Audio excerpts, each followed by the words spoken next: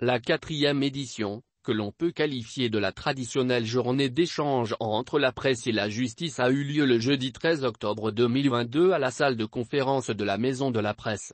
Pour cette édition, la présidence était assurée par le secrétaire général du ministère de la Justice et des Droits de l'Homme, M. Boubacar Sidiki Diarra. Il avait à ses côtés le président de la Maison de la Presse, Bandicou Danté.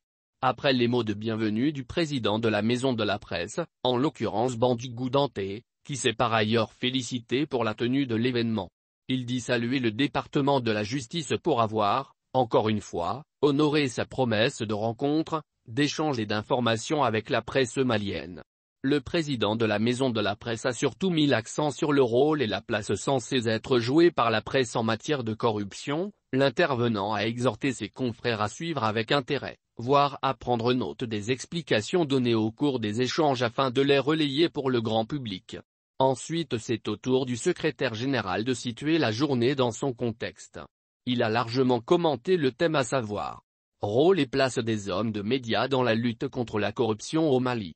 En effet, la justice joue un rôle prépondérant dans la lutte contre toute forme de corruption, mais elle seule ne peut pas réussir cette mission.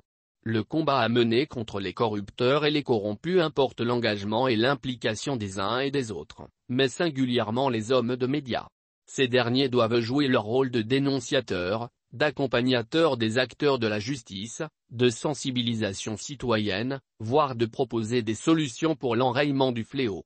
En gros, telle est la leçon du jour prodiguée aux directeurs et reporters participant à cette rencontre. Au nom du ministre Mamoudou Kassogué, le secrétaire général Boubacar Sidiki Diarra soutient que les hommes de médias jouent un rôle capital dans la lutte contre la corruption et la délinquance financière. Ils occupent, selon lui, une place irremplaçable pour la réussite de cette mission. Selon le représentant du ministre de la Justice, la thématique de la 4e édition a été choisie pour mettre un accent particulier sur le lien indissociable entre les acteurs de la justice et les hommes de médias. Cela, dans la lutte contre la corruption. À ce dire, les investigations menées par la presse, en matière de corruption, peuvent constituer, pour la justice, deux sources déterminantes.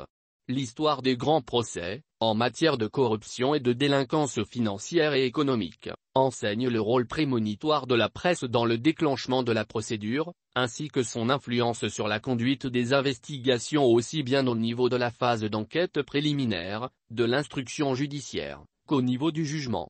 Le rôle de la presse dans nos États est encore plus important en cette matière, pour la simple raison que l'insuffisance des moyens techniques et technologiques joue négativement sur la qualité des investigations menées par les unités d'enquête, reconnaît le secrétaire général du département.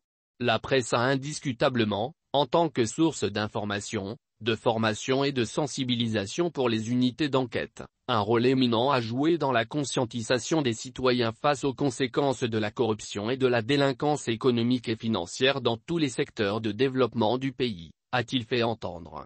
La presse ne doit nullement servir ni de rempart ni de complice pour les délinquants financiers. Le respect de l'éthique et de la déontologie reste une nécessité absolue aussi bien pour les acteurs de la justice que pour les hommes de médias, a-t-il conclu.